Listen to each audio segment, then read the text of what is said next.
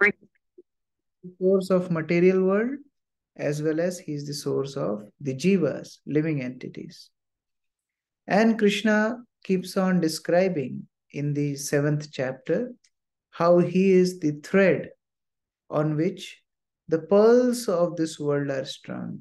Pearls represent different energies of the Lord who are resting on the shelter of Sri Krishna. And then Krishna is giving some practical examples, like we read yesterday about uh, Rasoham Apsu Kaunteya. Krishna is the taste of water. And Prabhasmi Shashi Shuryaya, the light of sun and moon. Pranavaha Vedeshu, he is the Omkar in Vedic scriptures. Shabdakhe Paurusham Rishu, in sky, sound, and ability in men. So, in the continuation, we will hear more of such direct experiences of Krishna which we can have in this world and understand how he is the source of everything. So, let's hear from team 3. Who is the speaker from team 3?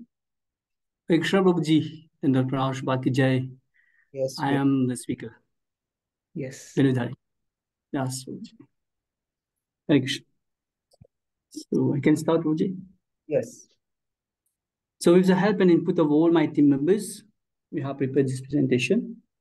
I shall talk about the chapter 7, text 9 to 11. So let's see how more Krishna is the source of everything. Text 9. Punya gandha pritivyam cha tejas chasmi vivavasu jivanam sarva bhuteshu tapas chasmi tapasvisu. I am the original fragrance of the earth, and I am the heat in fire. I am the life of all the lives, and I am the penances of all ascetics. In this verse, Lord Krishna is saying that he is the Punya Gandha, means the original fragrance on earth. As per Srila Prabhupada, Lord Krishna is the uncontaminated flavor, fragrance, and taste of everything, including the 5 elements: water, earth, fire, air, and ether. In fact, this original taste of fragrance cannot be changed by any mixture of chemicals. Secondly, in this verse, Lord Krishna is saying that he is the Teja, means the heat, in Vivavasu. The Teja is the heat in fire. In the purport, Srila Prabhupada is explaining that without fire or heat, factories cannot be run, bhogas for Lord Krishna cannot be cooked. Moreover, as per Vedic medicine, indigestion is due to a low temperature or heat in the belly. Therefore, we need Lord Krishna again in the form of fire to digest our daily intake of food. Srila Prabhupada is saying in the purport that in Krishna consciousness, we became aware that the 5 elements, every active principle, all chemicals, and all material elements are due to Krishna. Therefore, by rendering devotional service unto the Supreme Lord, one can prolong or diminish his lifespan. Hence, Krishna consciousness is active in every sphere and atom. Text 10. Bijam mam sarvabhutanam viddhi partha sanatanam buddhir buddhimatam masmi tejas tejasvinam aham. O son of Partha, knows that I am the original seed of all existence, the intelligence of the intelligent, and the prowess of all powerful men. In this verse, Lord Krishna is saying that he is the original seed of all existence. Lord Krishna has also said the same thing in Bhagavad Gita chapter 14, text 4. He said, Aham bija pradapita, meaning he is a seed-giving father of all creation. Therefore, in the purport, Srila Prabhupada is saying he is a seed of all the 84 lakh species of life, be it moving or non-moving. Again in Bhagavad Gita chapter 10, text 8, Aham sarvascha prabhava, mataha sarvam pavartate. The Lord Krishna declares he is the source of all spiritual and material worlds, and everything emanates from him. In the purport, Srila Prabhupada is saying Lord Krishna is Parabrahman, the Supreme Spirit, But Brahman is impersonal and Parabrahman is personal. Therefore, the impersonal Brahman is situated in the personal aspect of the Supreme Lord. Again, in the purport, as per Kathopanishad 2.213, Lord Krishna is saying, Nityo Nityanam Chetanas Chetanam Eko Bahunam Yo Vidhadati Kamam. He says, He is the original root of all things and maintains everything in the material manifestation. Lord Krishna is also saying that He is Buddhir Buddhir Matam Basmi. That is, He is the intelligence of the intelligent. This has also been said in the verse 15:15. Smritir Jnanam Vapohanam. One cannot do anything without intelligence.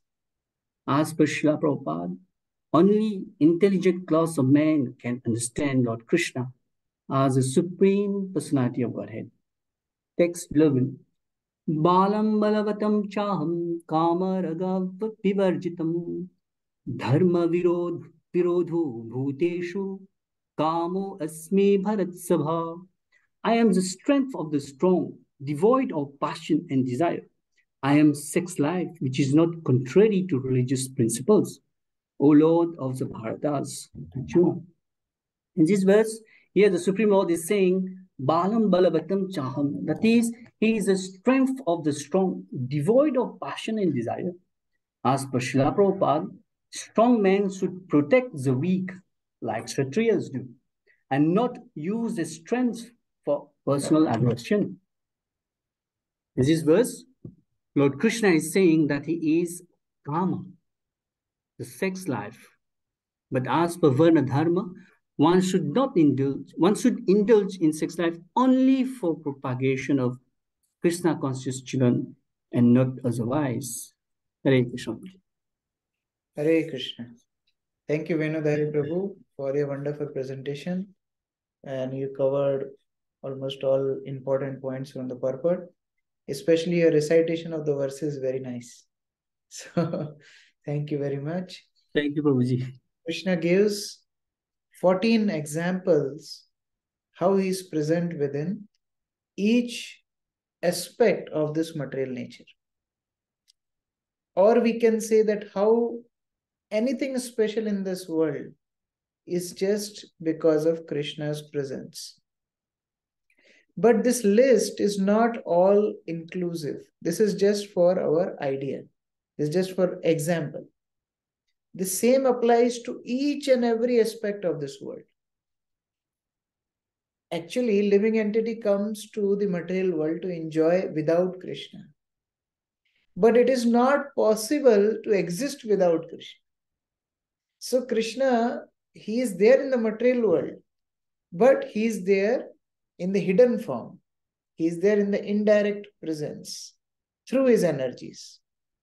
Miche mayabadh jeev asha pashe fire tava ichha binu kichu karite na pare. Even the living entities who are in conditioned life, they have so many desires to enjoy without Krishna. But without Krishna's help, they are helpless. They can't do anything without Krishna's help. So Krishna is present, but through His energies. Therefore, this list is just to give an idea of how Krishna is present, how Krishna is holding whole material creation together. But He is present in each and every aspect of this world. Now we know that this world is made up of three modes of material nature. So Krishna is not giving more examples. He already gave 14 examples. But now Krishna is summarizing it. In the essence, Krishna is actually the source of three modes of material nature also. Three modes of material nature are like three colors. We know in the painting, you have three basic colors. I think it is yellow, blue, and red. Yeah. So these three colors, by mixing this, you can make many thousands of colors. By their different combination, you can make thousands of colors. In the same way, by interaction of the three modes, there are all this vivid variety in the material world. So Krishna already gave 14 examples, but Krishna is also telling that I am the source of the three modes of nature also. They are also resting on me. Sachidanand Prabhu, can you read 12th verse and translation?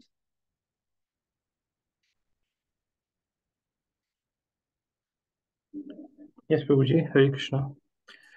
Know that all states of being, be they of goodness, passion, or ignorance, are manifested by my energy. I am, in one sense, everything, but I am independent. I am not under the modes of material nature, for they, on the contrary, are within me. So the three modes of material nature, they depend on Krishna. But Krishna is not affected by these three modes of material nature. He is the source of these three modes also. In fact, when we read Srimad Bhagavatam, we also understand to control these three modes, Krishna takes three guna avatars. These guna avatars are Brahma, Vishnu, and Lord Shiva. So these three guna avatars control the three modes. Brahma controls mode of passion. Lord Vishnu controls mode of goodness. And Lord Shiva controls mode of passion, mode of ignorance. So Krishna is actually above these three modes, but he is the source of all the material elements, including these three modes. So Krishna consciousness is transcendental to these three modes.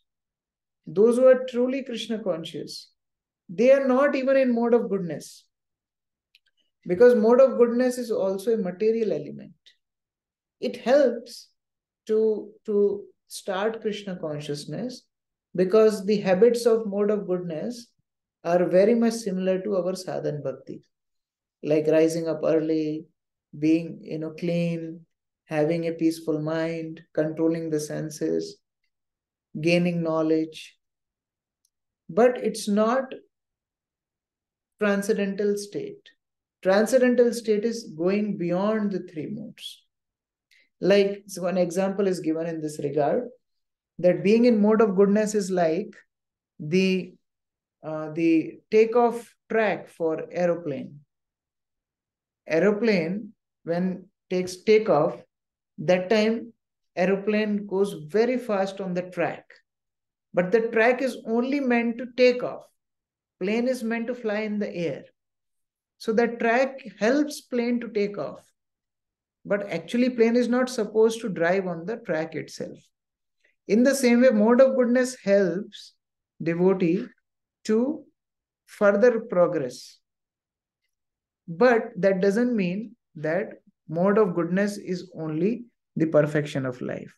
Many of the Gyanis, they get stuck in mode of goodness and they don't want to go out of material world. This is another problem. But we have to understand that this mode of goodness is also a bondage. Okay, so Devi Mataji told group 4, but I don't think there is group 4. That is my mistake. By mistake, I wrote group 3 and 4. Is there any group 4? Only 3 groups. Yeah. By mistake, I wrote on group 3 and 4. So then Krishna tells in 13th verse that because maximum people, all conditioned souls, they are under the modes of these 3 modes of nature: goodness, passion, and ignorance. And because Lord is above these 3 modes, they cannot understand his real nature. Therefore, maximum people have different conceptions about God. They don't understand him in reality because they're bound by 3 modes of material nature. For person in mode of ignorance, for him, just having his food, having his body, in a very comfortable position, that is everything. So for him, food is only God. If he gets food, he is happy. For person in mode of passion, his desires are prominent. So whoever fulfills his desire, that is his God. If even some communist leader, he will fulfill his desires, then that communist leader will become his God. Person in mode of goodness, he understands that no, I should not indulge in cheap sense gratification, so I should gain knowledge. So for him, his state of happiness is in gaining knowledge, his state of happiness is in being peaceful, and so forth. So they all three cannot reach to the platform of pure Krishna consciousness. And therefore, it's very, very difficult to understand Krishna. Having said this, we should also understand that since it is very difficult to understand Krishna, Krishna already told in third verse also, Manushyanam Sahasreshu, among thousands of men, some try for perfection, and among such thousands of many perfected beings, some rare soul can understand me. Now, without understanding Krishna, one cannot get liberated also. We have studied in 4th chapter, do you remember? Janma karma chame divyam evam yoveti tattvata. That until unless one does not understand the qualities and appearance of Lord, until unless one is not Krishna conscious, he will not get liberated also. He will not get free from clutches of material nature. So then what is the way out? We are under the modes of three modes of nature. And in order to get free from this world, we have to understand Krishna. Understanding Krishna is not that easy. So what is the process? That process is bhakti. So that is the theme of next verse, which is very, very important. This 14th verse is a very important verse for our Krishna consciousness. Devi he esha gunamayi mama maya durattaya mam eva hi prapadyante maya metam tarantite. Krishna is saying, Devi hi esha gunamayi. Devi means divine. Because all energies of Krishna are divine. They may work in different ways, but they are not material. Even material energy is working in a materialistic way, but it is Krishna's energy.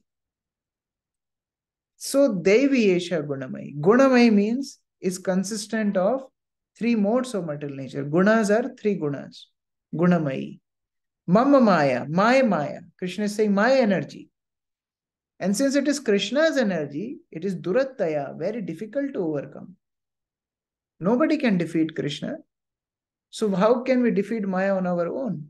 Very difficult. But there is one solution. Mameva hi prapadyante maya metantarantite. Krishna is saying, one who surrenders unto me. Prapadyati. Prapatti means surrender. So mameva hi prapadyante maya metam tarantite. I deliver them, those who surrender to me. Vishwanath Chakravarti Thakur says that when Krishna was speaking this verse, he was keeping his hand on chest and he was actually mildly beating his chest. He was telling, I will deliver. Just my devotee should surrender unto me. I will deliver my devotees. So it's very difficult, but Krishna can do this. Like suppose a teacher has set a very difficult exam. Now some students, they understood that they cannot pass the exam. So what they did, they went to the teacher, they started cleaning teacher's vehicle, they started cleaning teacher's house, they are bringing nice sweets for the teacher. Teacher will feel little obliged. They'll say, my dear teacher, we know we'll not pass the exam. Teacher say, okay, don't worry, I will help you. Then teacher may help them to pass the exam. That is called grace marks. In India, we have this system of grace marks. So in the same way, Krishna is telling, yes, I know living entity is in conditioned state and very, very difficult to get out of the three modes of material nature. But when one surrenders unto Krishna, Krishna helps them to be delivered. Jagatambika Mataji, can you read the translation?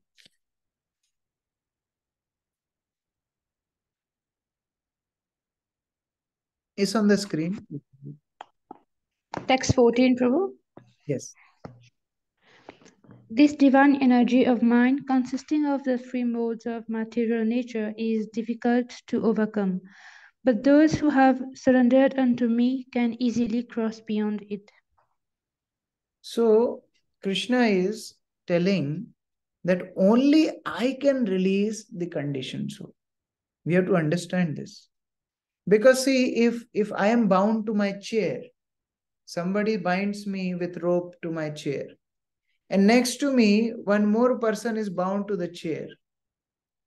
Can we help each other? We both are bound. Can we help each other? We cannot help each other. We need a third person who is free. That person can help us to be free also.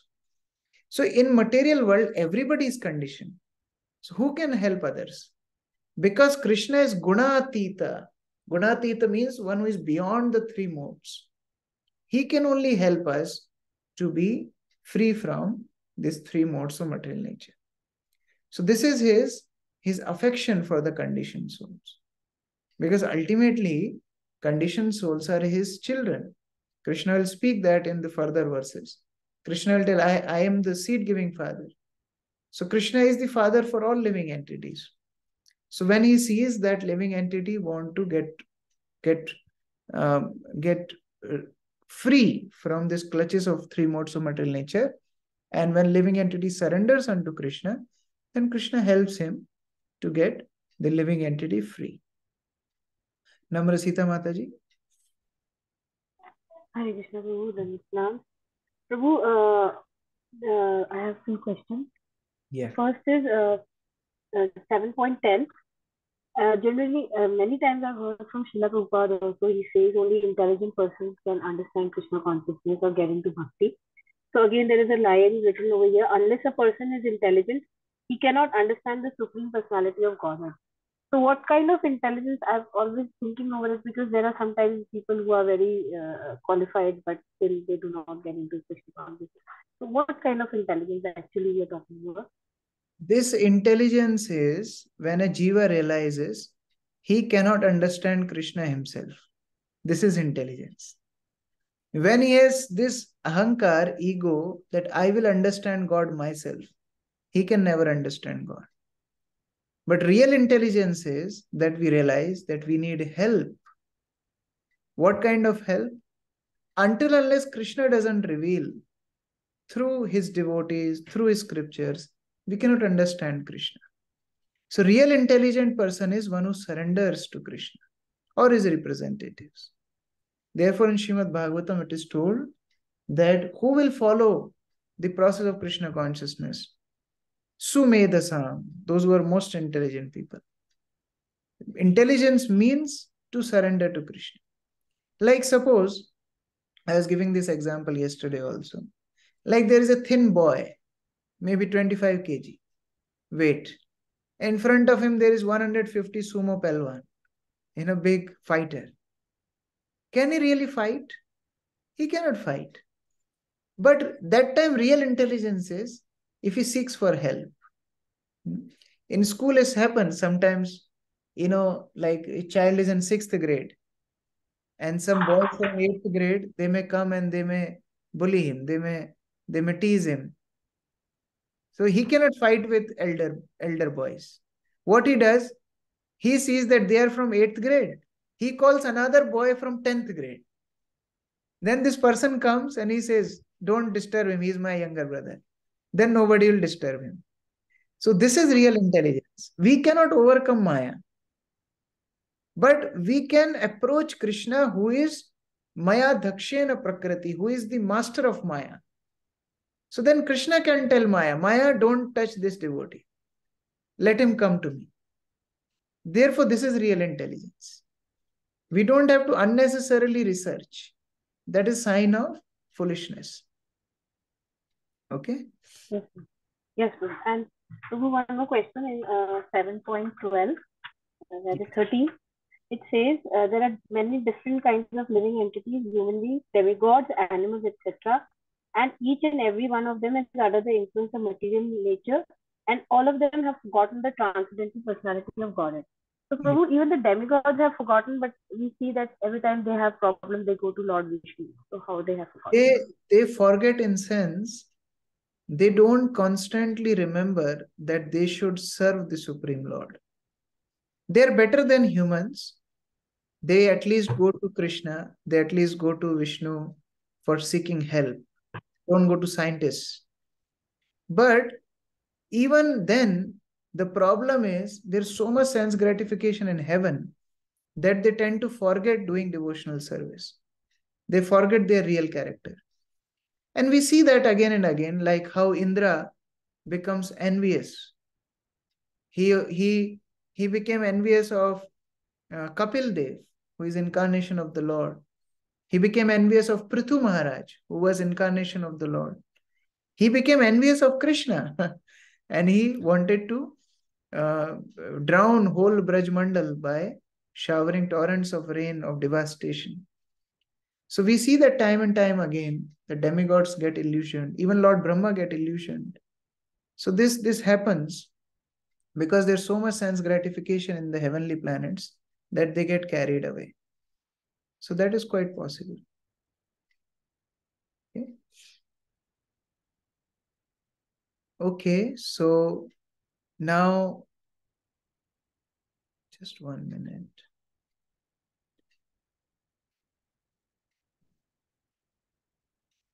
Can you see my screen now?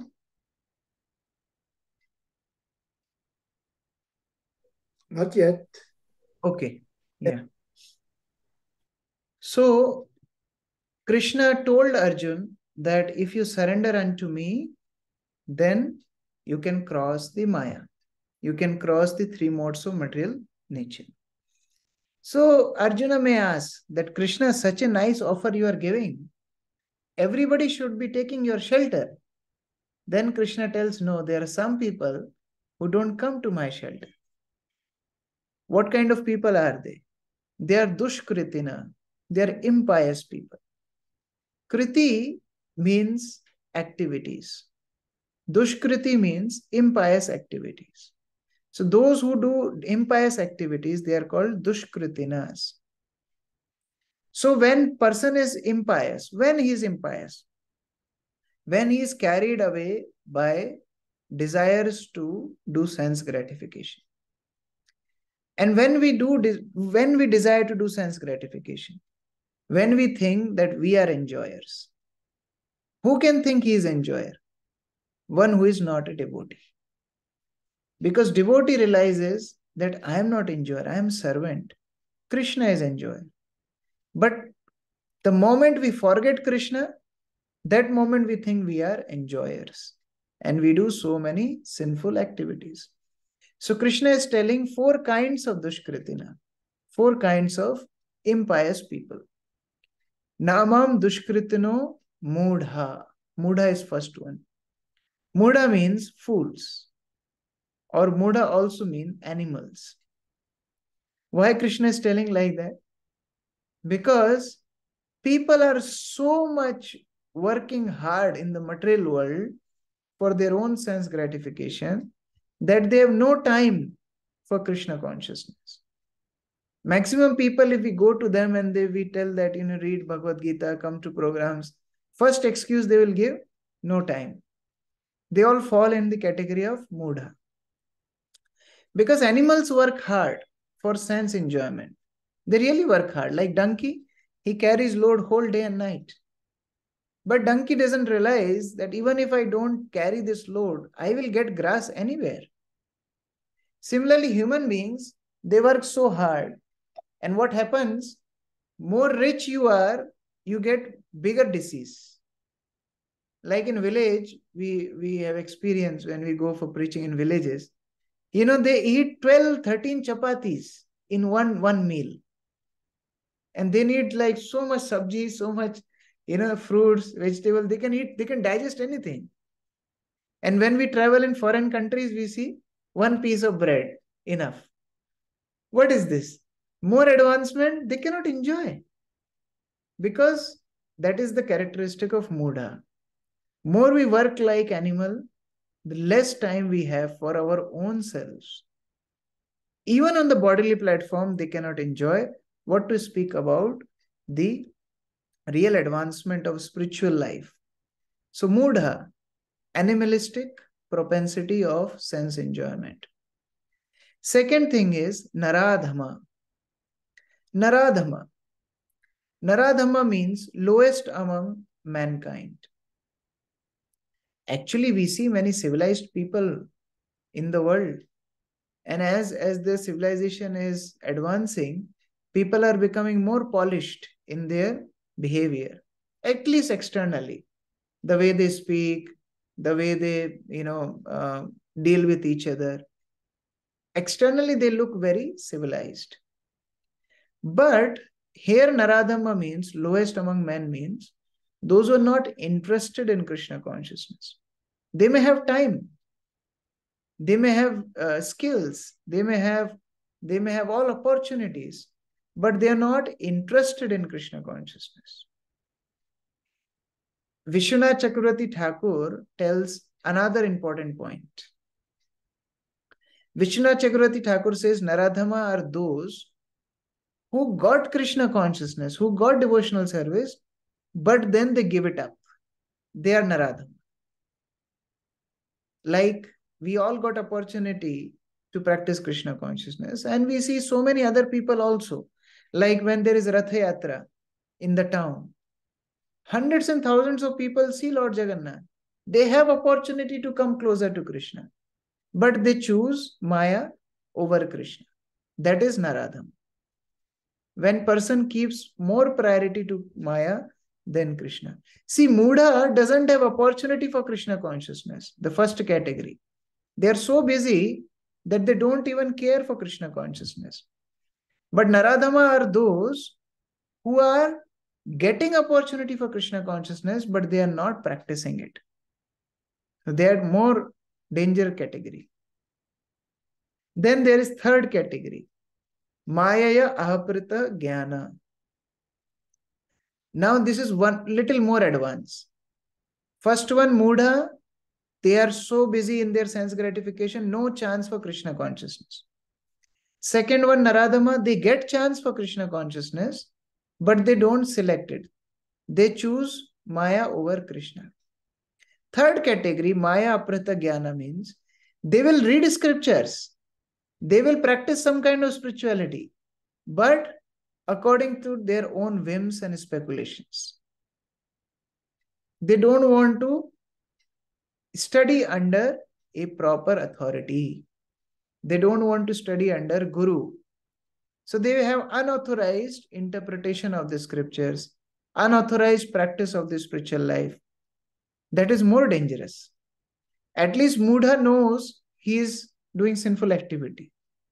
But these people, they think they are doing spiritual life, but actually they are not getting any spiritual benefit. So they are more bigger illusion actually. Mayaya Aprita Jnana. They are thinking they are very intelligent, but actually Maya has stolen their intelligence. Dry speculators. And then the fourth category, they are more dangerous. Asuram Bhavashrita. They are envious of the Lord. They cannot tolerate the glories of the Lord. Like there are so many people who claim themselves to be incarnations. Or there are so many people who worship such pseudo-incarnations. Such people, they are Asuram Bhavam Ashrita. They cannot accept that how Krishna can be God. No. Our Baba, our this, our that, he is God. They cannot accept real God as God. Asuram Bhavam Ashrita. Just like Hiranyakashipu. He declared everywhere that I am God. And he made many mantras also. Om Hiranyakashipaya Namaha. There were yagyas for Hiranyakashipu. Even Narad Muni used to go with his veena and he used to chant Hiranyakashipu's name in the court of Hiranyakashipu.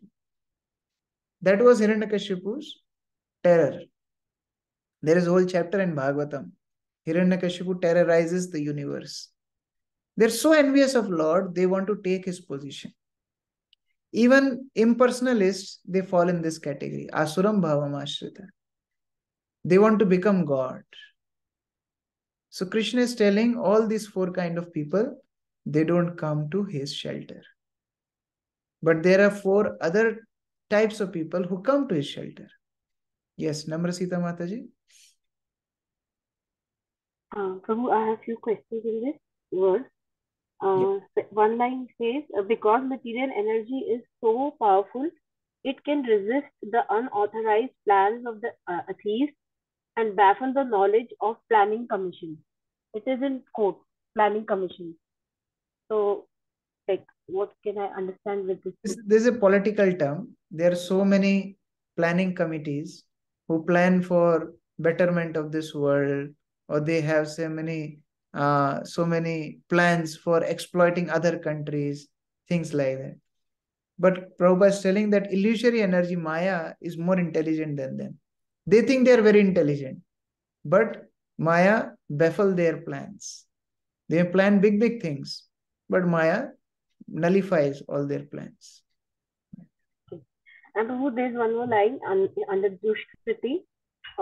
Those who are socially and politically developed but who have no religious principles must be considered Naradhamas. So, they have no religious principles, means they are not Krishna conscious, or they are not at all religious. Not necessarily, not necessarily. Like some people may think they are very religious. Like now, so many artificial religions have been developed. So they may be thinking, but actually they are not following religion. Dharmam tu sakshat bhagavad pranitam. Accepting the words of Lord is real dharma. So when they are not having that chance to practice Krishna consciousness, that is okay. But these Naradhama, they have opportunity, but still they don't choose to be religious. Still they choose to not to be following the instructions of the Lord. Real religion means what? Religion means following the injunctions of the scriptures. These Naradhama, they don't want to practice scriptures. Scriptures will come in third category, Maya Aprita Jnana. They read scripture, but they speculate on their own. They don't study under proper guidance. But Naradhama, they don't want to follow scriptures at all. Therefore, they are irreligious. Like that. And so there's another line, the 10 processes of reformatory ceremonies as enjoined in the Manusmriti.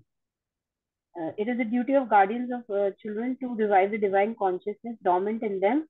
The 10 processes of reformatory ceremonies as enjoined in the Smriti, Manusmriti. Yeah, these are sanskaras. Sometimes we say 16 sanskaras.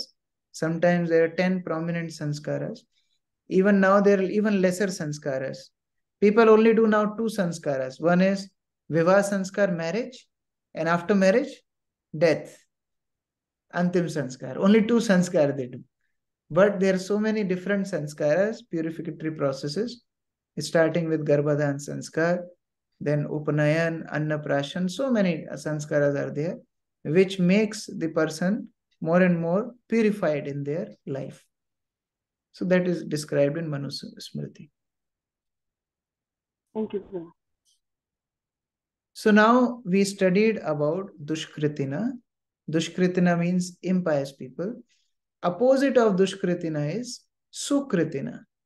Sukritina means pious people. So there are four kinds of pious people who worship Krishna, who serve Krishna, who surrender to Krishna. Chaturvidha bhajante mam jana sukritino arjuna. 4 kind of people, they worship and serve Krishna. Who are they? Artha, Jigyasu, Artharthi, Gyani cha Bharatashrava. Artha, Jigyasu, Artharthi, Gyani. These 4 categories are Sukritina. They are pious people who worship Krishna. Yes, Saurabh Prabhu? Hare Krishna. Prabhuji, my first question is that how can how can a person who is looking for wealth can be pious? Why not? Because there are ways to attain something. Like if I go to a shop and I just steal something, then that is sinful. If I go to shop, pay the price and bring something, it is not sinful.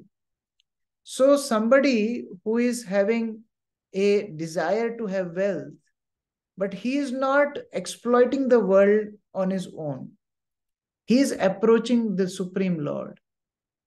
And as per the injunctions of the scriptures, if he does pious activities, he will get the facility by the mercy of Lord.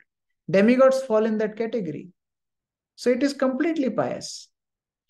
It may not be pure devotional service. That is agreed. But piety is following the scriptures. Okay? What I think you are mentioning about pure devotional service.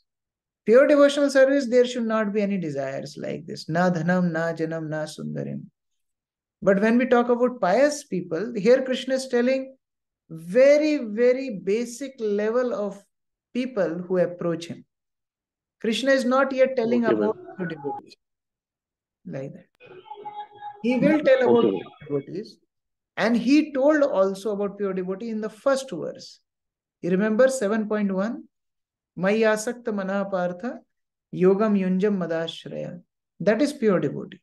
That he is only attached to serving Krishna, taking his shelter. That is pure devotee. But here Krishna is telling about sukritina. He is using the word sukritina. Sukritina means pious people. He is not telling they are pure devotees. So these sukritina, they approach Krishna.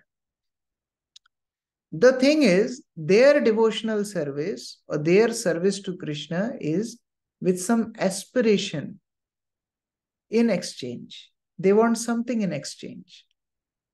First one is artha. Artha means distressed. We all have this experience. When we are in difficulty, we remember God. We remember Krishna. And this distressful person, if he is pious, not everyone goes to Lord. Some people, when they have difficulties, they leave Krishna consciousness. We have to understand that they are not sukritinas. Those who are sukritinas, those who are pious souls, in difficulties, they will take more shelter of Krishna. Like Gajendra, example is given. Gajendra was an elephant, so powerful that even lions and tigers would be fearful of him. When Gajendra would walk, the earth would tremble. He was so powerful. One normal day of his life, just like every day, he would go with his wives and children in the sarovar, in the pond, to take bath. And he would enjoy water sports every day. It was an everyday schedule of Gajendra. One fine morning, he went with his family members, and as he was enjoying like any other day, one big crocodile came and caught hold of Gajendra's leg. The great fight ensued. It went on for so long time. When Gajendra understood that he cannot fight any further, he remembered from his previous birth that I should take shelter of the Supreme Lord. He took a lotus flower nearby and he prayed to the Supreme Lord. His prayers are such that demigods were waiting that maybe he will call us and we'll go and help him. But Gajendra's prayers were so high standard, the demigods understood, no, he's not praying to us. He's only praying to the Supreme Lord. So then Lord Vishnu came, Lord Hari came and rescued Gajendra. Artha, in distressful condition, he went to Krishna. Second is Jigyasu. Jigyasu means inquisitive. Some people come to ISKCON just to find out what we exactly do. And they become devotees.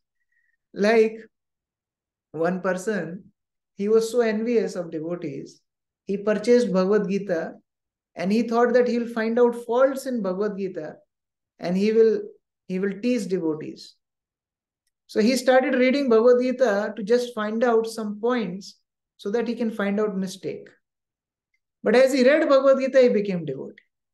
So when we come with an inquisitive mind or with a skeptical mind, but then if one comes to the shelter of Krishna, he becomes purified. And the best positive example of inquisitive devotees are Sonakadi rishis, who inquire about the pastimes of Lord from Suta Goswami in the first chapter of Srimad Bhagavatam. There are 60,000 sages, they assemble in Naimisharanya and they inquire about the Supreme Lord. And they tell Suta Goswami that we are not tripyama, we are not satisfied. Just keep on telling about the Supreme Lord. So that is the quality of Jigyasu.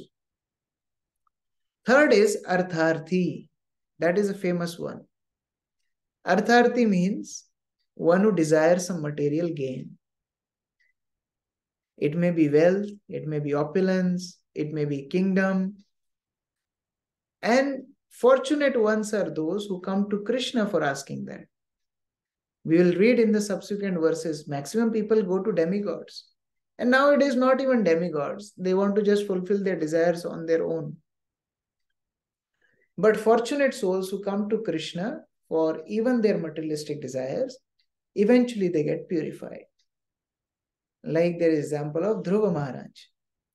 Dhruva Maharaj was rebuked by his stepmother. And a 5-year-old boy got so much hurt.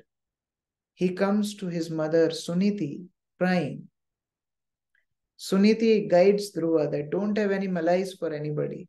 If you really want something, worship Narayan. Where I can find Narayan? So the mother Suniti tells, I have heard that sages find Narayan in forest. So Dhruva, 5-year-old boy, goes to forest. He meets Narad Muni guides him, and then within 6 months, he gets the darshan of the Lord. When he gets darshan of the Lord, Lord tell him, Dhruva, what do you want?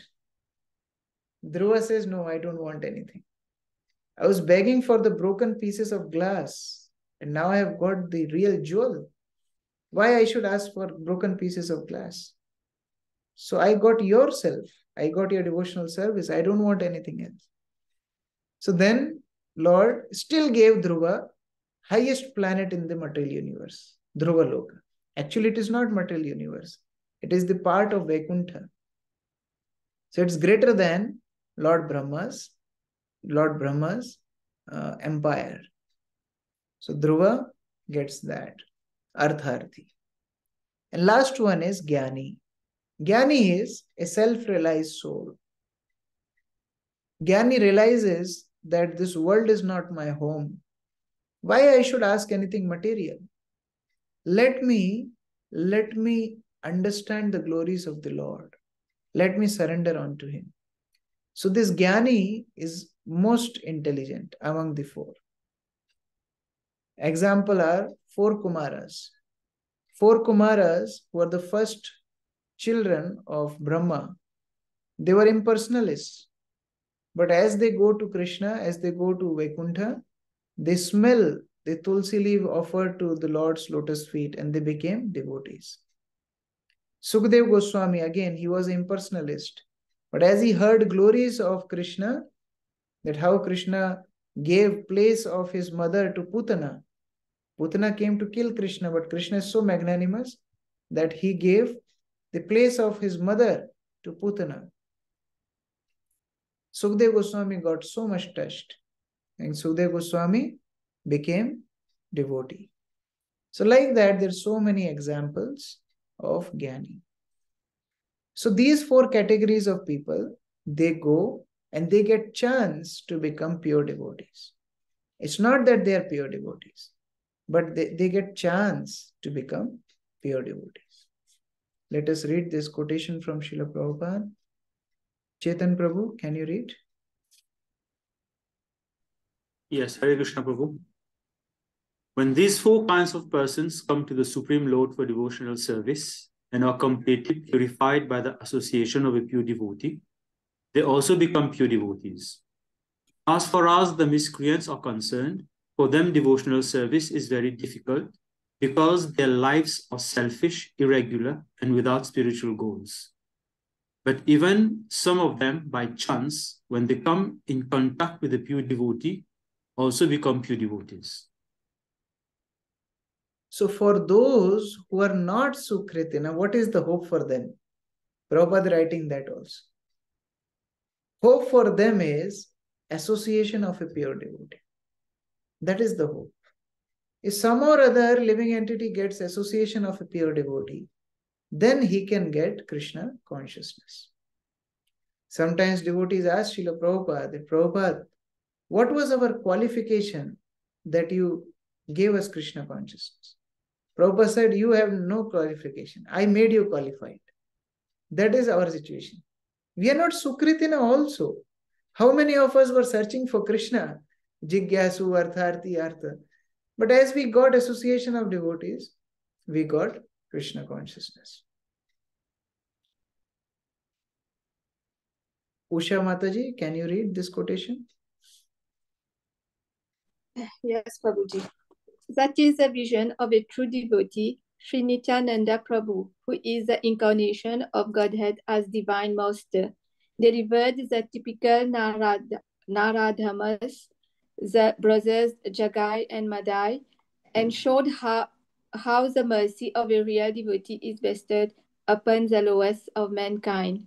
So the Naradhama, who is condemned by the personality of Godhead, can again revive his spiritual consciousness only by the mercy of a devotee. So even Dushkritina can be converted into Sukritina by the mercy of the devotee. Here is example of Jagai Madai, because Jagai Madai took birth in Navadvip. Navadvip that time, of course, Navadvip was the place for Lord Chaitanya's pastimes. But even then, Navadvip was the place for Brahmanas to learn Vedic scriptures. It was the hub of Vedic education. And Jagai Madai were from Brahmana family. Their name was Jagadananda and Madhavananda. But then this Jagai Madai became so sinful. So sinful that Yamraj's assistant Chitragupta stopped keeping notes of their sinful activity. He thought that it's too much for me to handle the record of their sinful activities. His hard disk became full. So he stopped handling their data. It's so sinful. But Nityanand Prabhu became merciful on Jagai and Madai, even delivered them. So by a touch of such a pure devotee, even a Dushkritina can become Sukritina. We have so many examples we must have seen in our life. We must have heard from scriptures, acharyas. And what to speak of other examples, as we were telling, we ourselves are example that we came to Krishna consciousness by mercy of devotees. So that way, Prabhupada is giving hope in the purport that even though somebody is not falling in the 4 categories which Krishna described, don't worry. If we some or other get association of devotees, we can still get Krishna's mercy. Now Krishna goes ahead and tell that how among the 4 Sukritinas, he likes Jnani the most. Why he likes Jnani the most? Because other 3, Artha, Artharthi and Jigyasu, once their desires are fulfilled, they tend to go back to their material life. Suppose somebody is in distressful condition. He comes and pray to Krishna. Krishna helps him. Now problem is solved. He goes back to his material life. Jigyasu, he comes to ISKCON. He learns, okay, I did Bhakti Sastri. Now I did Bhakti Vaibhav. Now I did Bhakti Vedanta. Then I did Bhakti Sarvam. I got first initiation. I got second initiation. Now what? Now everything over. Now let me go to some other movement and learn something new. This is Jigyasu. So when their demand is fulfilled, there is risk of going back. If they stay, they will get purified. That is for sure. But risk is they go back. Therefore, Krishna tells Jnani is best among these 4. Because he has knowledge that no. Only I should stay in Krishna's shelter. I should not go back. That is Jnani. Keshav Priya Mataji, can you read this quote from Prabhupada? Yes, Prabhuji. Of the 4 orders, The devotee who is in full knowledge and is at the same time engaged in devotional service is, the Lord says, the best. By searching after knowledge, one realizes that his self is different from his material body. Basically, the Jnani understands he is not body, he is soul. So he doesn't look after, he doesn't hanker after material bodily demands. Therefore, it is easier for him to stick to the process of Krishna consciousness. Other three, they are still in bodily concept of life. They're looking for wealth means what? Bodily concept. They're looking for their bodily comfort. Therefore, they come as Artha. But Jnani realizes he is not body, he is spirit soul. Therefore, it is easier for him to stay in Krishna consciousness. Abhimanyu Sutta Prabhu, can you read? Yes, Lord. Out of them, he who is in knowledge of the absolute truth and free from all material desires becomes a really pure devotee of the Lord. So, who is in knowledge means Jnani. Because he is on the platform of soul, he has this opportunity to be free from material desire and become pure devotee. So, Jnani, when he surrenders, he becomes pure devotee. It is easier for Jnani to become pure devotee. Therefore, Krishna is telling Jnani is most dear to him among the four categories. Bharat Krishna Prabhu? Yesterday I was hearing some lectures of Shyam Sundar and Guru Das together in Bombay Chowpatty Temple. Yeah. So when I look at this group of devotees at the outset, when Prabhupada went to America, so these were people who were searching, most of them. They were searching, and then when they got Krishna consciousness, with all the knowledge they had background, they found that there is nothing better. So these, had stuck to, and I think here I would consider that they fall into this category here. Thank you. Yeah. Yeah, many of Prabhupada's disciples, we see their life, they were searching for a spiritual path. And when they got Srila Prabhupada's teachings, they took it very seriously. So yeah, they fall in this category of Jnani. Krishna even goes on to tell that this Jnani is very magnanimous, as if he is doing a favor to Krishna. So Krishna likes Jnani so much because he is not attached to materialistic benefits. Those who demand materialistic benefits, Krishna doesn't like them. Krishna may help them, but he doesn't like them. But those who want spiritual advancement, Krishna becomes very happy. Shrutidhar Prabhu, can you read?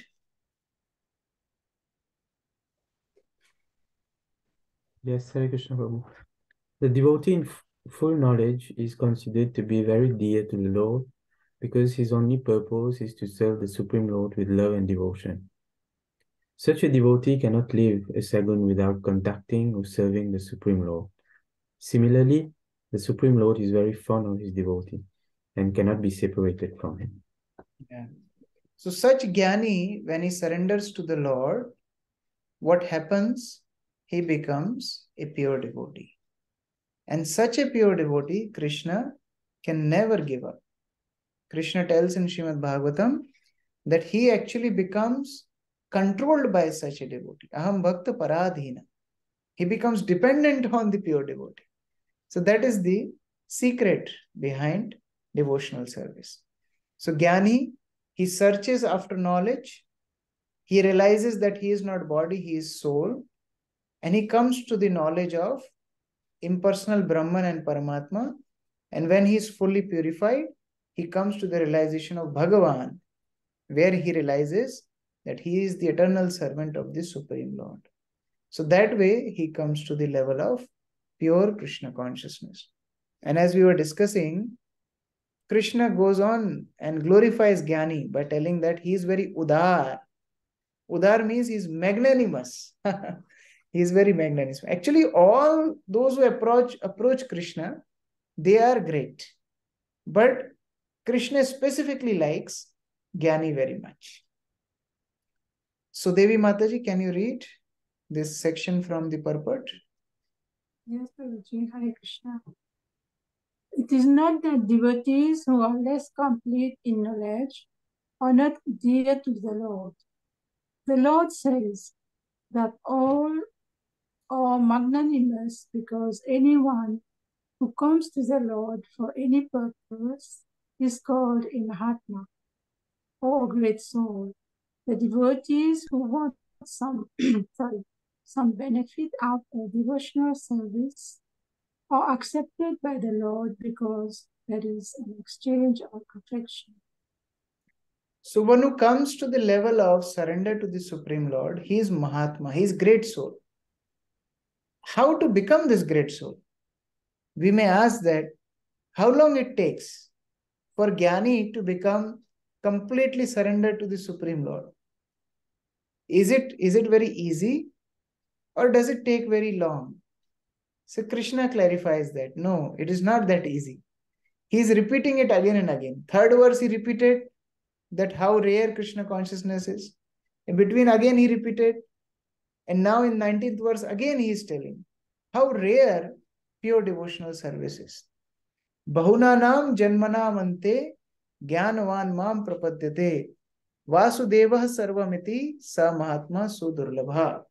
Again this verse very much like many times Prabhupada quoted this verse many times. Bahunam means many. Janmanam ante, after many births. Jnanvan mam prapadyate, Jnani, one person in knowledge, surrenders unto me. Prapadyate is coming from the word prapatti, which means surrender. And what is the symptom of surrender? Vasudeva sarvamiti. One who realizes that Vasudev, Krishna, is the cause of all causes. Sarvamiti. Sa Mahatma Sudurlabha. That soul is great soul and it's very rare. Very rare. So it may take many lives for arthas, artharthis, jnanis, jigyasus to come to this level of surrender to Krishna. They may do many mixed devotion. They may do karma mishra bhakti, jnana mishra bhakti. But to come to this pure bhakti, kevala bhakti. Keval bhakti means only devotional service. Keval means only, pure. Like when you go to take juice, there may be many options. Strawberry with papaya, or mixed fruit, or some other combination. You say, no, I want only mango. That is pure bhakti. Kevala bhakti. So that is very rare. Yes, Namrasita Mataji. Prabhu, I have a question in this 18th verse. Yeah. The translation says, all these devotees are undoubtedly magnanimous souls, but he who is situated in the knowledge of me, I consider to be just like my own self. Like my own self means the person has achieved the transcendental state and he is in such Chit Anand state. Yeah, like Krishna is showing his affection. Like when you show somebody affection, you say, he's as good as myself. Means what? I love him like myself. Everybody loves themselves the most. But if you're saying this person is just like myself, means what? You're loving him very much. So it's an expression of affection. Yeah, philosophically we can tell Satchidanand, that is all souls are Satchidanand actually. But Krishna is showing affection to that soul. That he is just like myself means, even in Nectar of Instruction we read this, Diksha kale shishya kare atma samarpan, sei kale Krishna tare kare atma sam.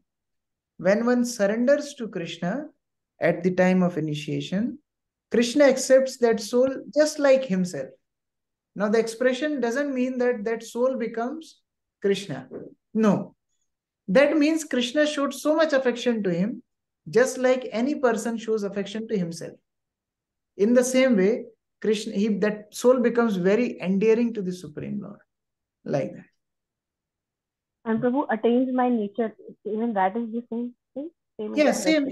His nature is transcendental nature. So he gets opportunity to go back to Krishna's eternal abode. Like that. Thank you. Okay. Vansi Vilasani Mataji, can you read? Hare Krishna Prabhu. He realizes the material world to be a perverted reflections of spiritual variegatedness. Who realizes? Who is he here? Realizes the material world to be a perverted. Who is he here? He means what? Who? Jnani. Us. Jnani. Krishna is telling about, Prabhupada is telling about Jnani. Person in knowledge who surrenders to Krishna, pure devotee. About him is context. Yes, please read. He realizes the material world to be a perverted reflections of spiritual variegatedness and realizes that in everything there is a relationship with the Supreme Lord Krishna. Thus he thinks of everything in relation to Vasudeva or Shri Krishna. Such a universal vision of Vasudeva precipitates one's full surrender to the Supreme Lord, Shri Krishna, as the highest goal. Yeah. So Vasudevam Sarvamiti means seeing Krishna everywhere, or seeing every situation, every living entity, every aspect of material world in relation to Krishna. This is Krishna consciousness. Prabhupada showed that with his own example. Wherever he went, he just saw the situation in relation to Krishna consciousness. One time, Srila Prabhupada was sitting in his quarters in Los Angeles, and sunlight was coming on Srila Prabhupada. So one disciple thought that let me close the curtains, maybe Prabhupada is not happy. Prabhupada immediately told, look at this sunlight. It is embrace of Krishna. Can we feel like this? We cannot feel like this. For pure devotees, his consciousness like this. Another time, when Prabhupada was walking in Vrindavan, that time Krishna Balaram temple was under construction. And Prabhupada, at one point, he was walking and he just stood in one place. And he was telling his disciples, you can't see? The disciples are thinking, what Prabhupada is telling? What we cannot see? Maybe Prabhupada is seeing some pastimes of Radha Krishna which we cannot see. Prabhupada said, you fools, you cannot see? The tap is open. Go and close the tap. Because water is Krishna's energy. You can't lose it. So in every situation, devotee sees Krishna in relation to Krishna. Sthavar jangam dekhi, na dekhi tara murti. Sarvatra hoy tar, ishta dever spurti. He sees the different aspects of this world, but actually he sees them in relation to Krishna. That is Mahatma. Yes, Saurabh Prabhu. Hare Krishna Prabhuji. That's Ram. Prabhuji, I just wanted to know that when Krishna says he is in full knowledge of me, so is that the full knowledge is equivalent to prema?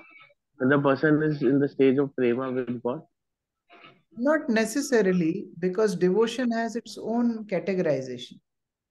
A devotee may start with prapatti, but prapatti or surrender has different levels.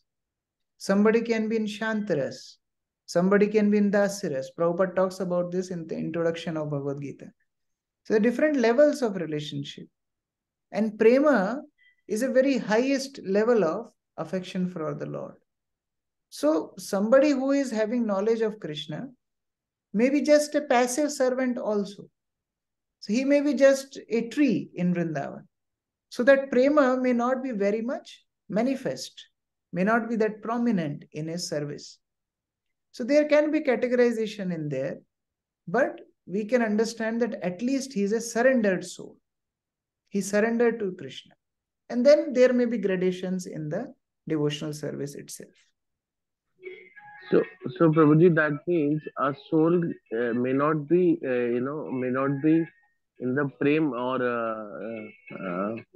prem rasa, but he still may be surrendered to the God, fully surrendered to God. No, that no. means he's fully What I'm knowledgeable. trying to tell is, A surrender soul may have different level of prema. Like a Shanta Bhakta is a passive servant. So he has affection for the Lord, but he is a passive servant. He is happy being a stone. He is happy being a tree. There is no active service. There are some devotees like that who may come to temple. They just like to sit on a chair. Passive servant. But there are some devotees who may go to altar and serve. Those who may go to kitchen and cut vegetables. Those may sweep the floor. Now we can see that their service is higher. Their service of prema is on higher level. So all are surrendered soul, those who are serving Krishna, but their degrees of prema may be different. That's what I am trying to do. Okay? Okay. So like that, a devotee is always conscious of Krishna.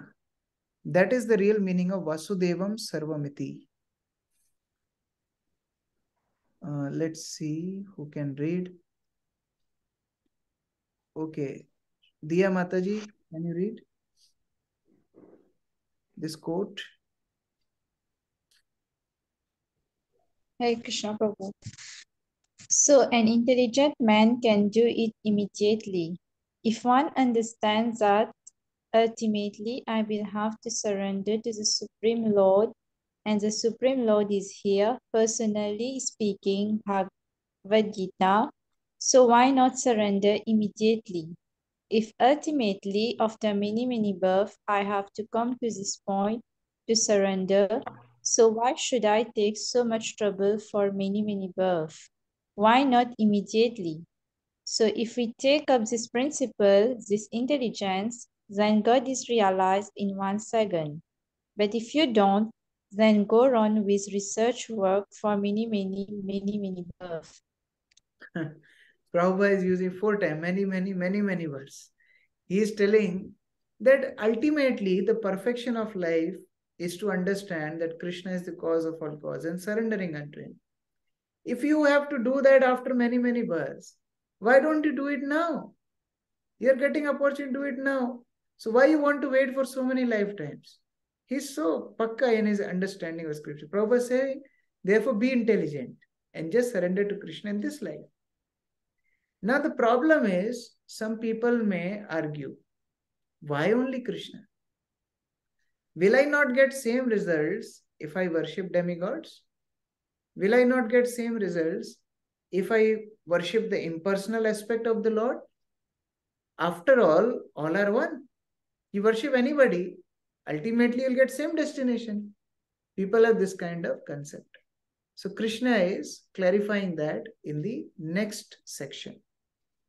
Krishna is telling, so far we have understood. Krishna told about his nature, how he is the source of everything. He told how people can surrender unto him, how he can make his devotees free from the clutches of Maya. Now Krishna is telling what happens to those who go to other shelters, who go to demigods, who go to impersonal aspect of the Lord. What happens to them? So this is the next section from verse number 20 to 25. Krishna is telling about the demigod worshippers. Now note the word Hrita Jnana. You can highlight that word in the first line, Hrita Jnana. Kamastesta Hrita Jnana prapadyante anya devata tam niyamasthaya prakritya niyata swaya. What Krishna is saying? Kamastesta Hrita Jnana. Kama means material desires. So those who are afflicted by material desire, what happens? Hrita Jnana, their intelligence is lost. And in such state, prapadyante anya devata. Anya means other. So when people go to other demigods, when their intelligence is lost due to material desires. Like you get an example, like if a child wants to smoke, can child ask from parents? Can he comes to a mother and tell, mother, can you give me 1 cigarette? Mother will give 2, not cigarette, 2 slaps, one on this cheek, one on this cheek. Mother will never give harmful things to child. But that child, what then he will do? If he's so adamant to smoke, then he'll find other ways. Then he'll go to shop and secretly he will purchase cigarette and smoke. This is demigod worship. When people go to Krishna, Krishna may give, may not give, because he is like father. He what father? He is father. He's not like father. He is father. So he doesn't give things which are harmful for the soul. Krishna tells that my children, these living entities, are fools when they ask material desires. But I am not fool. How can I give them material desires, material benefits? They are foolish that they are asking. I am not fool. Sei murkha, ami bigya, vishay keva divu. Swacharnamrita diya, vishay bulai. Ami bigya, I am learned person, I am intelligent. Ei murkhe, he is fool. How can I give him whatever he asks? I cannot give, I am his well-wisher. I will give the nectar of my lotus feet to him and I will make him forget sense gratification. This is Krishna's mercy. But people don't want that. People want to be happy in the material world. So they go to demigods. And that worship also they don't do as per scriptures. Because the scriptures teach us to worship demigods in relation to the Supreme Lord.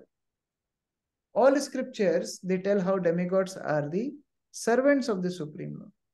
But problem with demigod worshippers are tam niyamasthaya. According to their own set of rules and regulations, they worship. That is their problem. We have this experience, at least in India. Every home is having their own set of rules of worship. Everywhere. If somebody dies at home, they don't know what to do. Then some old uncle will come, he will tell something. Then some auntie will come, he'll tell something. Then some far relative will come, he'll tell something. So much confusion. Tam niyamasthaya. This is demigod worship. Who will read? Anupama Mataji, can you read? Yes. Those whose intelligence has been stolen by material desires surrender unto demigods and follow the particular rules and regulations of worship according to their own natures. So this is the problem. Their intelligence is lost. Hrita Jnana. And we have already studied this in second chapter. How intelligence is lost? There is whole flow chart we studied. You remember? Dhyayato Vishaya Punsan Sangasteshu Sangat Sanjayate Kama Kamat Krodho Vijayate Krodat Bhavati Sammoha Sammohat Smriti Vibrama Smriti Vibranashat Buddhinasho Buddhinashat Pranashyati. What happens? Dhyayato Vishaya Punsan. As we focus on the sense object, Sangasteshu Vijayate, we become attached. Sangat Sanjayate Kama. When you become attached, great desire comes. The urge comes to exploit that material sense object. And when we can't do that, krodho vijayate, anger arises. Krodhat bhavati sammoha. Now person becomes completely illusioned. He becomes completely captivated to do that sense gratification. Smriti vibrama. He forgets what is good, what is bad. Buddhinasho. His intelligence is lost. And as intelligence is lost, pranashyati, he falls down. So we already studied this. So Krishna is telling those who are carried away by materialistic desires, their intelligence is lost. And such people, they go to demigods for quick results. Yes, Namrasita Mataji. Prabhu, as you just said, that I have experienced many a times in my circle also, I see that sometimes people, they are doing some karmakand activities, and of course they are asking each other, some elderly person, and they are performing those activities. And also sometimes they are asking some local temple pandit about the various rituals. Sometimes they are also not so much knowledgeable. and they follow that Pandit. But they do get the benefit of those because those few things, even if they're not exactly according to scripture, they are getting the benefit. So how is that? Like, because How in is today's that? world, I don't. How is that is answered by Krishna in the next verse. Krishna answers the exactly same question. If they are practicing as per their whims, how they are getting benefit? Krishna is answering in verse 20 and 21. So Namrasita Mataji, please read translation for 21.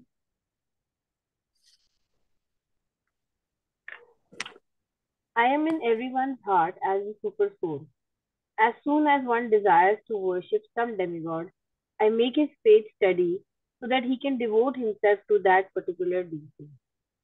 See, Endowed with Krishna only makes that person more strongly connected to particular type of worship. Because see, Krishna wants to give free will to all living entities.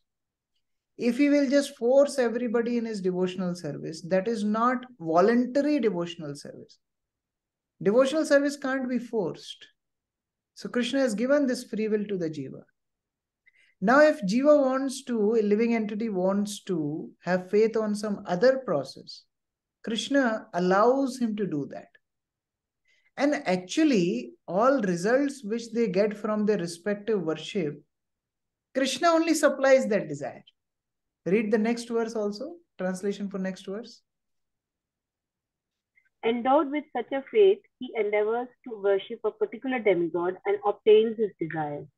But in actuality, these benefits are bestowed by me alone. So Krishna gives that benefit.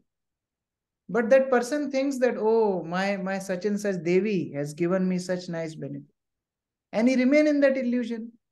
He doesn't surrender to Krishna. Who has power in this world to accept worship? Scriptures tell, if you bow down in front of anybody, nobody has power to accept that respect.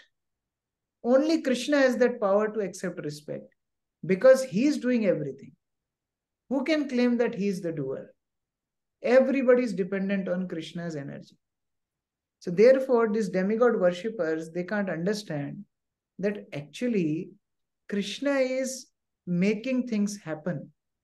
But they think, oh, my such and such Baba is doing that. But actually, who is doing? Krishna is giving that benefits. And that is the main reason why demigod worshippers are called Alpamedasam. Their intelligence is very, very small. Somebody Hare else is Krishna. giving the benefit, but they are thinking, Hare Krishna. Prabhu, related to this only, there's one more question. Like, besides the demigod, if suppose somebody is calling Shirdi Baba, there are some people who, he's not a demigod. Same concept. You worship any Tom, Dick, Harry, you worship a stone, you worship a tree. There are some Adivasis in the forest, they worship nature. How their desires are getting fulfilled? Krishna is sitting as Paramatma in the heart. He is seeing, oh, this person want to worship this stone. Okay, let me increase his faith in this stone. Krishna facilitates the jiva. What to speak about this?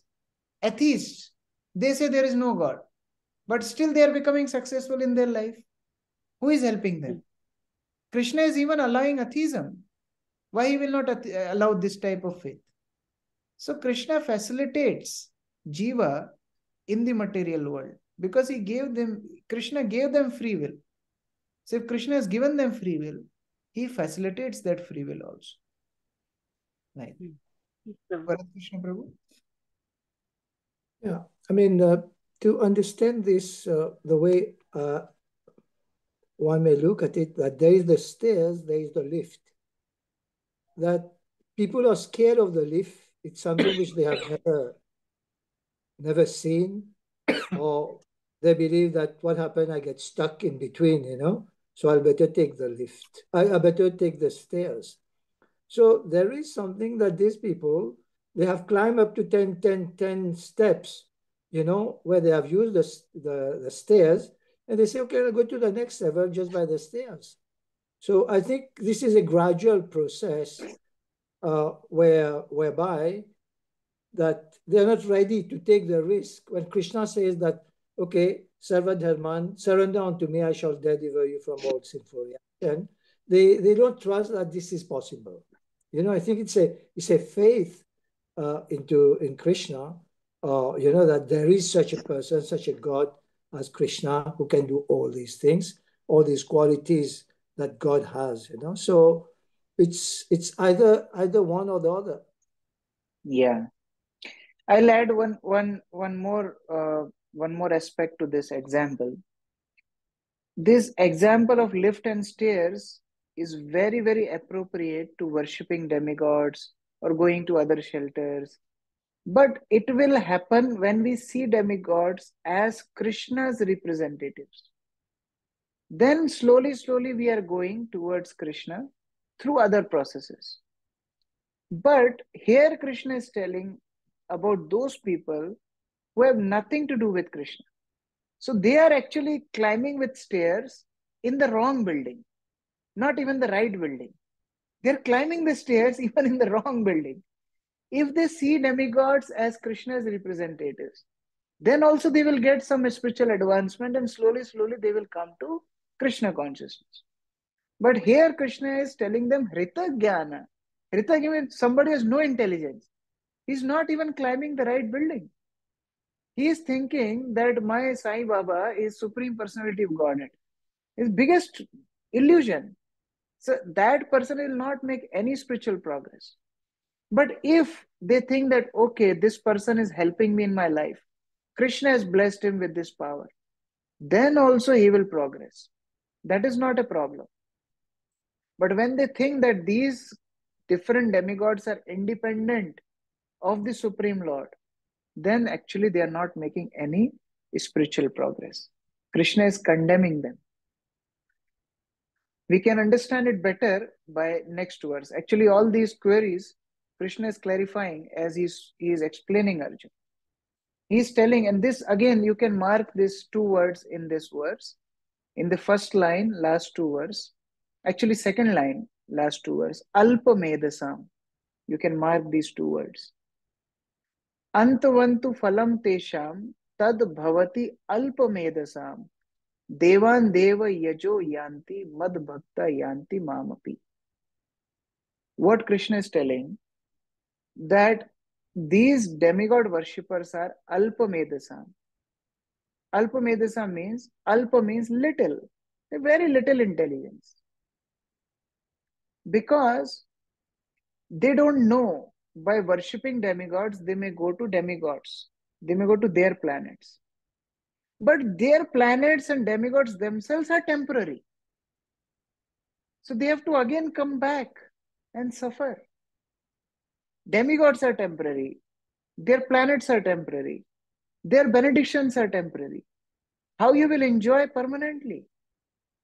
So therefore Krishna is calling them Alpa Medasa. Because all benedictions given by demigods are Antavantu Phalam Tesham. They are limited and temporary. Hiranyakashipu did such great austerities. And for how long? Thousands of celestial years. How much he could enjoy? How much he could enjoy? 5 years. Because when he came, Prahlad was born.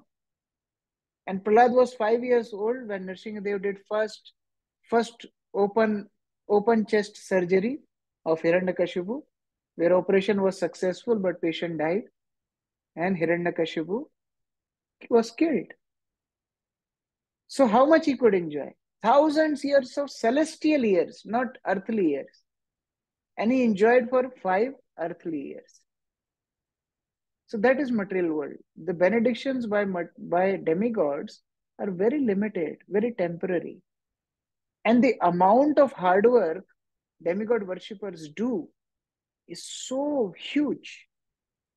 On the other hand, what Krishna is expecting, Patram Pushpam Phalam Toyam, Yome Bhakta Prechi. Simple worship. You're offering a fruit, a flower. Even if we can't do that, what Krishna is telling, Satatam chintayanto mam yatantasya dradavrata. Just think about me. If you can't do that also, that's Sankirtana. Just chant my name. Pleasing Krishna is very, very easy and it gives eternal results. Whereas worshipping demigods for thousands of years and we get temporary benefits. Therefore, Krishna is saying demigod worshippers are less intelligent because they don't understand if they worship demigods, they will go to their planets, which are temporary. And if they worship me, they will come to my supreme planet, my dham, which is eternal. And they can obtain infinite eternal bliss. If we understand that much, then we are intelligent. If we don't understand that much and worship demigods, we are less intelligent. Let us read from the purport. Pratima Mataji, can you read? Hare Krishna Prabhuji. Within this material world, the planets, the demigod and their worshippers are all perishable. Therefore, it is clearly stated in this verse that all results achieved by worshipping demigods are perishable, and therefore such worship is performed by the less intelligent living entity. So see how Krishna is advertising his devotional service. He is telling the demigod worshippers are less intelligent. So that means what? If you want to be called as intelligent, you should worship me. He's so intelligent. Krishna is supremely intelligent. Now he's telling another category of people, impersonalists. There are two kinds of people you'll find generally, either demigod worshippers or impersonalists. Those who are in a spiritual path. The materialistics, those who are not at all, they are atheists, forget about them. But in theist, you'll find at least two kinds of people, demigod worshippers and impersonalists. Krishna already called demigod worshippers are less intelligent. Now Krishna is telling impersonalist as abuddhaya. Second line, last word. You can mark that. Abuddhaya. Krishna called demigod worshippers as alpamedasam, less intelligent. But abuddhaya means unintelligent, no intelligence at all. They are more foolish. Impersonalists are most foolish. How Krishna is telling it directly. Then also people read Bhagavad Gita and they tell God is impersonal. How they can claim that? Krishna is telling it. Avyaktam vyaktimapannam manyate mam abudhaya. Param bhavam ajananto mam avyam anuttamam. Krishna is telling those who don't know me, those who do not know my nature, they think I am impersonal. And such people are abuddhaya. They are foolish, number one. Most lowest grade of intelligence are those who say God is impersonal. So that is, Krishna is criticizing demigod worshippers. Krishna is criticizing impersonalists. Somebody may say, okay, Krishna has form, we accept. We don't want to be called as unintelligent. Then show me God. Where is Krishna? Why can't we see him? If Krishna has form, let us see him. Let us come to our Zoom meeting and show himself. Why we cannot see Krishna? Krishna answers in the next verse. Because Krishna is not a cheap person. He has all right to keep himself hidden from non-qualified people. Naham prakasham sarvasya. I am not so cheap that I am manifest to everyone. Yoga Maya samavrita. My internal potency, Yoga Maya, covers me. Modoyam na vijanati. From whom Krishna wants to be covered? From mudha, from foolish people. Who are these foolish people? Krishna told before. Less intelligent, unintelligent. Less intelligent are demigod worshippers. Unintelligent are impersonalists. So Krishna reserves this right to be covered by these foolish people. Because his nature is transcendental. Avyayam. He is infallible, unborn. Not any cheap person can understand him. Now somebody may ask question that is Maya so strong? Yoga Maya is so strong that it can cover Krishna? No. We have to understand Maya is not covering Krishna. Maya is covering our vision. Like sometimes cloud may cover the sun. Can cloud cover sun? Cloud is not covering sun. Cloud is covering our vision. So we are not able to see the sun. So that is Yoga Maya Samamrita. That Krishna is covered by his internal potency. Prabhupada is explaining here. Braja Seviki Mataji, can you read? Yes, Prabhuji, Hare Krishna. In the material world, we can see that there is the sun and that there are clouds and different stars and planets. The clouds may cover all these in the sky temporarily, but this covering is only apparent to our limited vision. The sun, moon, and stars are not actually covered. Similarly, Maya cannot cover the Supreme Lord. By his internal potency, he is not manifest to the less intelligent class of men. So it's our vision which is covered by the illusory energy of the Lord. And if we want to see the Lord, then we have to remove this cover. How to remove this cover? By the knowledge, by the light of knowledge. This is an important aspect. If we get a proper knowledge about Supreme Lord, we can see him. Therefore, in Sanskrit, there is a term called darshan. Darshan, we call seeing, also darshan. And darshan means also philosophy. The knowledge of scriptures is also called darshan. Darshan means seeing. But how we should see? Through the eyes of scriptures, Shastra Chakshu. If we have proper knowledge who is Krishna, we can see him. But if we think that no, demigods are also God, impersonal aspect of the Lord is supreme, then we cannot see Krishna. Therefore, one has to understand Krishna's real nature, which Krishna will describe in next 5 verses. Yes, Namrasita Mataji. Prabhu, can you just explain a bit about the difference between Yog Maya, internal potency, and the Brahm Jyoti? Like there's a sentence, this whole, it's Isha Upanishad, mantra 15. So after the verse, the explanation is written in a paragraph about it. So I am a little confused. Can you read? In this. Can you read that? Oh my Lord, you are the maintainer of the entire universe, and devotional service to you is the highest religious principle. Therefore, I pray that you will also maintain me. The transcendental form is covered by the Yog Maya. The Brahm Jyoti is the covering of the internal potency. May you kindly remove this glowing effulgence that impedes me by seeing your such. Hiranyamaya Patrena, this is from Ishopnishad, where a devotee is requesting that, Lord, I want to see your lotus face. Can you remove this covering of yours? So internal potency of Lord is also Brahmajyoti, because whatever is connected to Lord directly is internal potency. Now Brahmajyoti is light, effulgence coming out from Lord Krishna's body. So it is aspect of internal potency. Whereas what light we see in material world is Lord's external energy, like sun, moon, other things. But in a spiritual world is not illuminated by sun, moon, electricity, or fire. Spiritual world is illuminated by Lord's effulgence. That effulgence is called Brahmajyoti. So therefore it is the internal potency of the Lord, not materialistic potency. So Prabhu, So Lord is, Maya is, yeah. What is like Yog Maya then? It is the internal. Yog Maya is, also one of the internal. yeah. Yog Maya is eternal potency. Yog Maya is called in English as internal potency. And external potency is called as Mahamaya. Mahamaya, Yog Maya.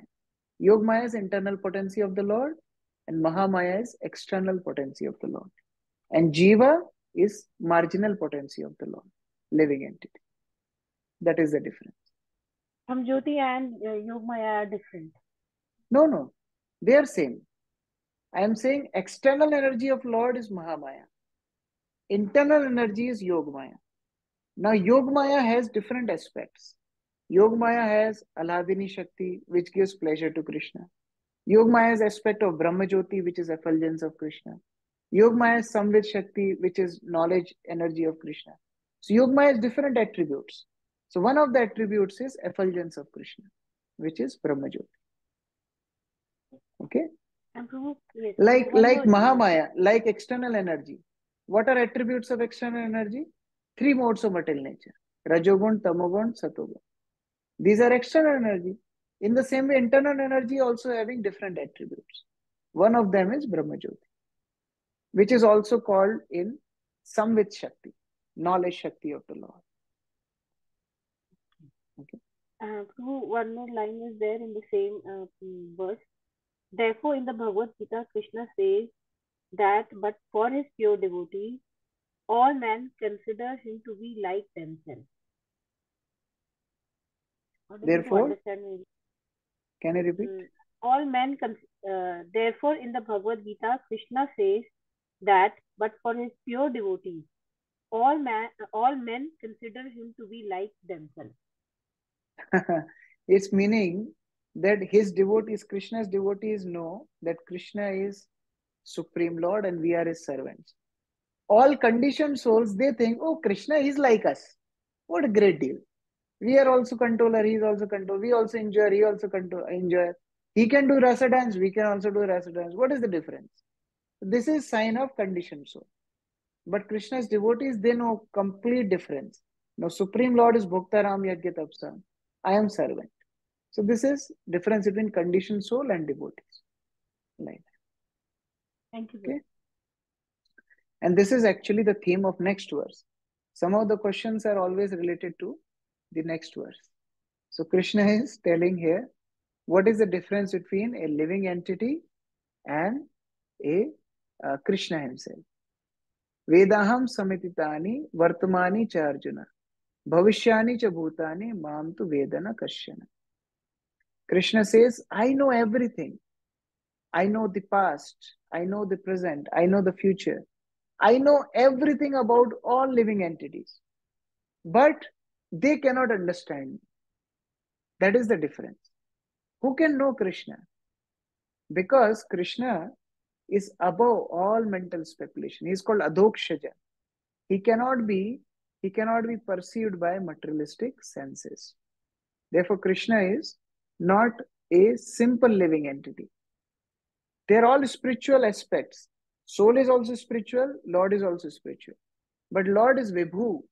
He is the controller of all souls. Where living entities are Anu, they are tiny souls. And as they are tiny souls, living entity get delusioned. They get conditioned. How they get conditioned? Ichha dvesha samuthena dvanda mohena bharata. Sarva bhutani sammoham sarge yanti parantapa. All living entities, they were pure. They were in complete spiritual nature. But how they get in material condition life? By two problems. Ichha and dvesha. You can mark these two words. Ichha and dvesha. Ichha means what? Desire. And dvesha means envy. Like, I think I gave this example before. In the spiritual world, all living entities, they are serving Krishna. The time a living entity get desire to separately enjoy for Krishna. Why Krishna should enjoy? I should enjoy. That is Ichha. And when we get this desire to enjoy, we think that, oh, until and unless he is present, I cannot enjoy. So I should be away from God to enjoy. Because in the spiritual world, everybody is serving God. I cannot be God in a spiritual world. So I should have my own world. So that is the reason soul get trapped in the material world. Ichha dvesha. And that gives rise to dvanda mohena, duality. Person is born in the world of duality. So the reason for bondage is this ichha and dvesha. So if one wants to be completely, nicely surrendered to the Supreme Lord, one has to get free from this Ichcha and Dvesha. One has to be free from this tendency to enjoy the world. Only that person can do devotional service. Yesham tu ant gatha papam jananam punya karmanam te dvanda moha nirmukta bhajate mam dranavrata. Again, very important verse. Krishna is telling, who can worship me with full faith? Only those people can worship me who are antagata papam, those who don't have sinful tendencies. Only these people can worship me. Otherwise, those who have ichcha and dvesha, those who have desire and hatred, they cannot worship me.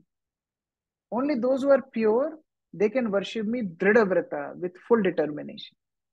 Otherwise, people will just come as artharthi, artha jigyasu, and they will go back to their materialistic life. But if they want to be really steady in devotional service, then they have to give up their sinful reactions. Therefore, when we come to ISKCON, Prabhupada was very particular. Follow 4 regulative principles. Because if we don't follow regulative principles, that means we are doing sinful activities. And if we do sinful activities, we cannot worship Krishna for long. We cannot do Dridhavrata bhakti. Our bhakti will be hodgepodge. Occasional, seasonal bhakti. Today I am feeling very devotional. No, today I am not feeling devotional. So this is seasonal bhakti. But Dridhavrata, determined bhakti is those who are free from Ichcha and Dvesha, those who are free from sinful activities. Yes, Namra Sita Mataji. Prabhu, in this verse 26, there is one line. Unless one is liberated from the material contamination, he cannot know past, present, and future. So my question is, the person who is liberated, like a pure devotee, he knows the past, present, and future. Can he know? Yes. Because he gets back to his spiritual nature, which is Satchid Anand. I think we were having this discussion in the last class, that how when the pure devotee or liberated soul goes back to his spiritual nature of Satchid Ananda, he is in full knowledge. Chid means knowledge. So he knows everything of the past, how he got illusioned, how he got conditioned, how he got so many kicks of Maya, then how he became devotee, how he became liberated. He gets all this knowledge. So he knows everything. Chid, spiritual entities, they know everything, like Krishna, because they are also in Satchidanand. But conditioned soul, they are having forgetfulness. So that is the difference between conditioned soul and liberated soul. So Prabhu, in first chapter, or I think second chapter, it was mentioned that only Krishna can see the past, present, and future. Yeah, Krishna is telling Arjuna, because that is talking about conditioned life. Krishna is telling about conditioned life. You took many births, I took many births. You don't remember anything, I remember everything. That is about conditioned life. But when soul goes back in liberated state, in Satchidananda, then in company of Krishna, he also becomes godly. Prabhupada gives example of iron rod in fire. If iron rod in the fire, iron rod also become fiery. So that is company of Krishna. Again, soul will leave company of Krishna, again he'll forget everything. So that is because of Krishna's mercy. And Prabhu has one more last question. It was in verse 725. Learned scientists and learned scholars can examine the atomic constitution of the material world or even the planets, but still they are unable to calculate your energy and potency, although you are present before them. How you are present before them? Like how they cannot see them? Krishna is present, like in 7th chapter, Krishna gives 16 examples, 14 examples. He is present in all aspects of this world, but still scientists cannot see him, because they are deluded by material energy. They are not surrendering on the Supreme Lord. Otherwise, if they try to surrender to Lord, in each aspect of this world, they can experience Krishna. That's what Prabhupada is telling in purpose. Okay. Thanks, Prabhu. So now Krishna is summarizing the whole chapter. He is telling that how those who surrender unto him, they are the best. Those who come to him for materialistic desires, like Sakam Bhaktas, Krishna also told about them, Artha Jigyasu Artharthi. Krishna also told about the Gyanis. Now somebody may say that, Krishna, you are criticizing demigod worshippers and you're criticizing impersonalists. Okay, accepted. Now, demigod worshippers, they look for material happiness. So you give material happiness to Artha, Artharthi and Jigyasu, right? Because if somebody is seeking wealth, you give him wealth also, like you gave to Dhruva. Somebody is seeking help, like Gajendra, you save him also. So why you want to criticize impersonalists? They want to get liberated. So will you give liberation also? Krishna says, yes, I have liberation also in my stock. So 29th verse, Krishna is telling, if somebody comes to me with desire for liberation, I give them liberation also. Can somebody read 29th verse translation? Devadev Prabhu, can you read?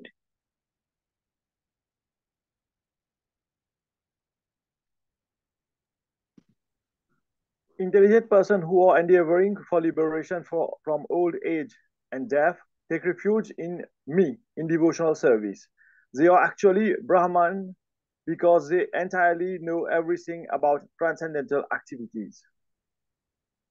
So Krishna is telling that those who want liberation from this material world, they also take my shelter, Mamashraya, in devotional service. And because they realize their real nature of being spiritual, I situate them in their spiritual nature. In simple words, I liberate them.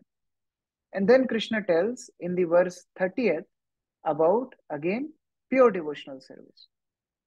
That how those who are in full consciousness of me, who know me, the Supreme Lord, to be governing principle of material manifestation, of demigods, of all methods of sacrifice, can understand me, the Supreme Personality of Godhead, at the time of death. So here Krishna uses so many new words which Krishna never heard, which Arjun never heard. Like Krishna uses in 29th verse the word Brahma. Then he says Adhyatma, Karma, Adi Bhuta, Adi Deva, Adi Yagya. And then Prayana Kale, at the time of death. So many new terms. In just 2 verses, Krishna bombards Arjun with 7, 8 new words. So Arjun becomes confused. What Krishna is exactly telling? I am not able to understand. So that is the beginning of next chapter. Arjun will ask Krishna, Krishna, don't tell me in such short, I can understand like this. Explain me in detail. What is Brahma? What is Adi Bhuta? What is Adi Deva? You're talking about controller of demigods. You're telling about Lord of sacrifice. You're telling about how to remember you at the time of death. Can you explain all this in detail? So that is the subject matter of 8th chapter.